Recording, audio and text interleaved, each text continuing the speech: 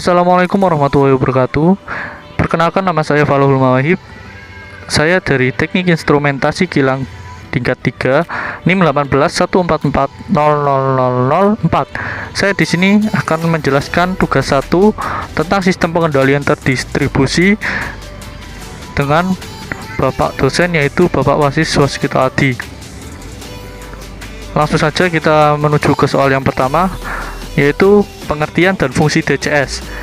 Distributed Control System atau disingkat dengan DCS merupakan suatu sistem kontrol terdistribusi yang digunakan untuk mengendalikan, monitoring, optimasi berbagai proses variabel serta unit-unit proses lainnya menjadi suatu sistem kontrol yang terpusat. Konsep DCS meningkatkan keandalan dan mengurangi biaya pemasangan dengan melokalisasi fungsi kontrol di dekat pabrik proses dengan pemantauan dan pengawasan jarak jauh. DCS dapat digunakan dalam proses yang berjalan kontinu maupun proses bertipe diskrit. DCS biasanya digunakan pada industri menengah sampai industri besar. DCS menggunakan mikroprosesor sebagai pengontrol dan jaringan dan protokol TCP/IP sebagai sistem komunikasinya. Distributed Control System digunakan dalam industri untuk memonitor dan mengontrol peralatan yang tersebar dengan atau tanpa campuran tangan manusia. Sebuah DCS biasanya menggunakan komputer sebagai controller dan menggunakan proprietary interconnection dan protokol untuk komunikasi. Modul input dan output membentuk part komponen untuk DCS. Prosesor menerima informasi dari modul input dan mengirim informasi ke modul output.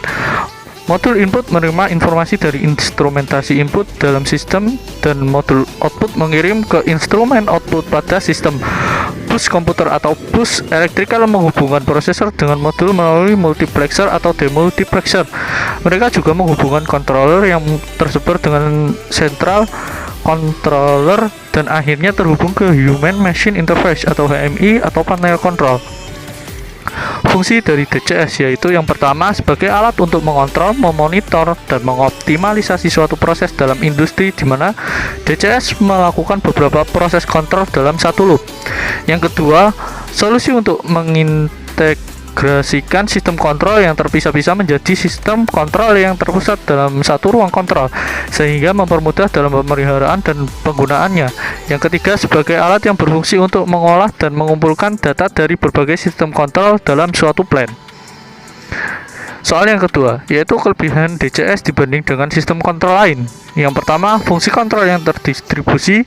Yang kedua, komunikasi data yang redundan. Yang ketiga, mudah dalam melakukan modifikasi update sistem kontrol.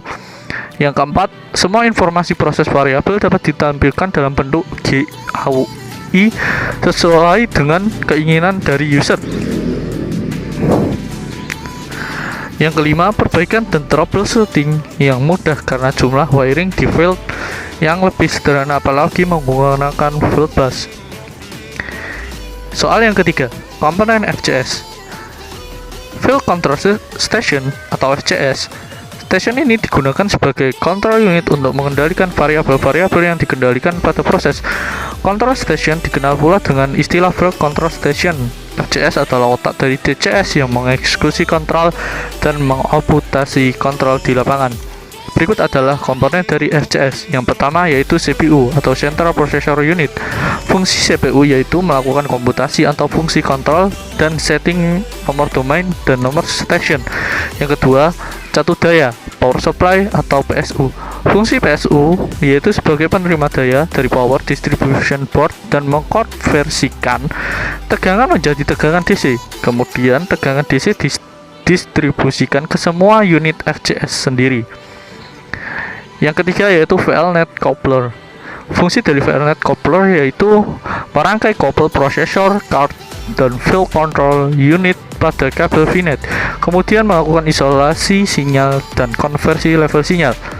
Yang keempat, modul masukan atau keluaran atau I/O modules atau yang sering disingkat dengan IOM. Modul input output adalah interface atau central switch untuk mengendalikan suatu atau lebih peripheral atau perangkat input output. Konektor mekanis berisi fungsi logik untuk komunikasi antara bus, dan peripheral. Tidak hanya sekedar modul penghubung, tetapi sebuah piranti yang berisi logika dalam melakukan fungsi komunikasi antara peripheral dan bus komputer.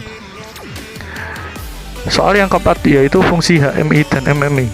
HMI adalah singkatan dari Human Machine Interface, sedangkan MMI adalah singkatan dari Man Machine Interface. Pada dasarnya, HMI dan MMI itu sama. Pada umumnya, HMI atau MMI adalah berupa komputer dengan display di monitor CRT atau LCD, di mana kita bisa melihat keseluruhan sistem dari layar tersebut. Berikut fungsi dari HMI atau MMI. Yang pertama, monitoring. Kita dapat memonitor atau mengawasi kondisi plan kita secara real time tanpa perlu keluar dari control room. Yang kedua, setting. Based on security level, kita dapat merubah setting, misal setting alarm high dan low dari suatu pressure, atau bahkan kita bisa merubah settingan trip suatu sistem. Yang ketiga yaitu take action. Based on security level, kita dapat menjalankan suatu proses atau men-shutdown proses tersebut. Yang keempat, alarm. Disediakan alarm history dan summary, sehingga nantinya kita bisa meng-track alarm-alarm apa saja yang aktif dan bisa mendapatkan alasan kenapa suatu sistem tidak tiba strip atau shutdown. Dan yang terakhir, trending. Ini adalah grafik dari sebuah proses, misal temperatur dari sistem yang bersangkutan bisa dilihat secara real time atau history. Soal yang kelima, perbedaan cold standby dan hot standby dalam sistem redundansi. Hot standby ketika alpha D sama dengan alpha A, artinya frekuensi rusaknya server cadangan ketika dia sedang diam dan aktif adalah sama saja. Sistem hot standby ini unit sekundernya tidak posisi diam seperti pada cold standby, jadi sama-sama menyala dengan sistem utamanya. Karena sama-sama menyala dengan sistem utama, maka otomatis akan mempersingkat waktu downtime-nya. Pada sistem ini bisa menggunakan switch eksternal untuk beralih dari fungsi utama ke fungsi sekunder. Karena itu, sistem switching bisa diatur kapan harus beralih ke sistem sekunder. Fungsi hot standby ini mirip dengan sistem redundansi yang kedua, yaitu dual modular redundansi atau disebut juga redundansi paralel. Kemudian untuk cold standby, ketika VD sama dengan 0, artinya server cadangan hampir bisa dipastikan tidak akan rusak. Dalam cold standby ini, sistem sekunder dalam keadaan mati. Sistem ini mempunyai kelemahan downtime waktu yang lebih besar dibanding dengan sistem hot standby.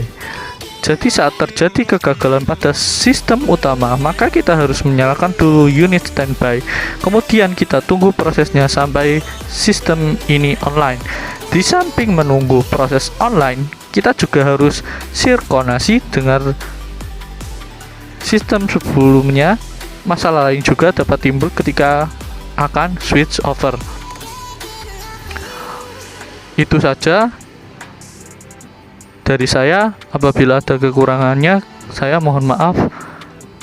Dan akhirnya, wassalamualaikum warahmatullahi wabarakatuh.